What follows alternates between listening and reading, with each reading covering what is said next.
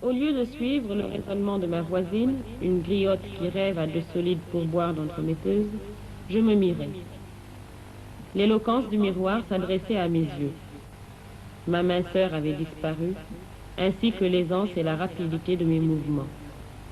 Mon ventre saillait sous le pagne qui dissimulait des mollets développés par l'impressionnant kilométrage des marches qu'ils avaient effectuées depuis le temps que j'existe. L'allaitement avait ôté à mes seins leur rondeur et leur fermeté. La jeunesse désertait mon corps. Aucune illusion possible. Alors que la femme puise dans le cours des ans la force de s'attacher malgré le vieillissement de son compagnon, l'homme, lui, rétrécit de plus en plus son champ de tendresse. Son œil, égoïste, regarde par-dessus l'épaule de sa conjointe. Il compare ce qu'il eut à ce qu'il n'a plus, ce qu'il a à ce qu'il pourrait avoir. J'avais entendu trop de détresse pour ne pas comprendre la mienne.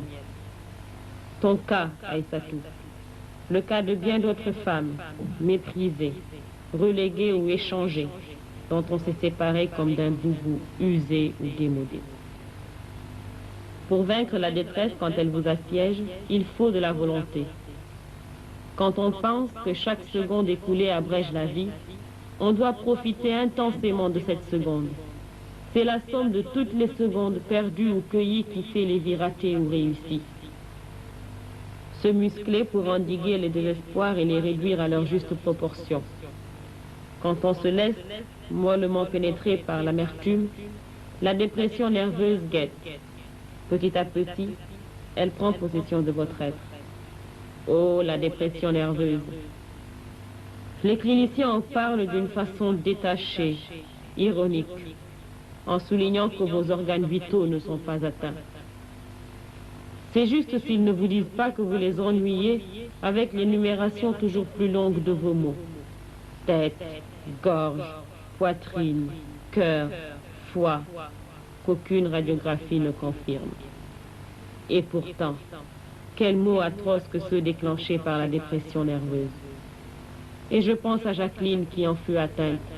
Jacqueline, cette Ivoirienne qui avait désobéi à ses parents protestants pour épouser Sambadiak, le promotionnaire de Maodoba, médecin comme lui, affecté à sa sortie de l'école africaine de médecine et de pharmacie à Abidjan. Pourquoi ai-je évoqué l'épreuve de cet ami? À cause de son issue heureuse ou seulement pour retarder la formulation du choix que j'ai fait? Choix que ma raison refusait, mais qui s'accordait à l'immense tendresse que je vouais à Moudoufal.